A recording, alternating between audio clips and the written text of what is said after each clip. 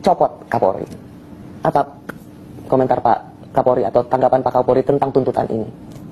Ya, saya juga bukannya tidak mendengar dan kemudian tidak berpikir untuk apakah saya harus mengundurkan diri ataukah saya harus bertahan, dan ini kemudian menjadi polemik ya, dan juga menjadi satu hal yang juga itu menjadi bagian dari beban yang saya pikirkan. Oh, jadi Bapak memikirkan ya, itu juga? Saya pikirkan juga. Jadi ketika bilang harusnya Pak Kapolri mundur, ya, itu menjadi pertimbangan Bapak ya, juga? Dan itu saya sampaikan juga ke teman-teman, ke para pejabat, ke anggota.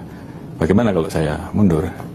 Namun dari mereka juga banyak yang keberatan, dan kemudian saya berpikir bahwa mundur di dalam situasi kondisi seperti ini sama saja saya meninggalkan kondisi anggota, kondisi institusi yang sedang terpuruk, yang carut marut, dan kemudian saya mundur, saya nggak tanggung jawab.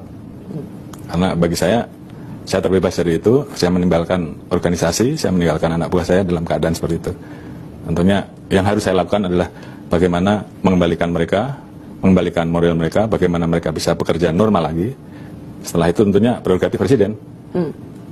Kami prajurit, kita tegak lurus terhadap apa yang menjadi perintah presiden. Mengapa ketika semacam pertanggungjawaban moral Pak Kapolri, ketika memang ada hari-hari di mana di situasi di mana keamanan dianggap yang menjadi tanggung jawab Polri itu kemudian terasa lumpuh, mengapa pilihan mundur tidak menjadi bagian dari tanggung jawab moral Bapak? Ya, karena memang kondisi itu bukan membuat menjadi semakin baik, justru sebaliknya. Mereka butuh figur yang berani mengambil posisi tanggung jawab. Dan saat itu kita sudah dalam diskusi yang sebaiknya bagaimana.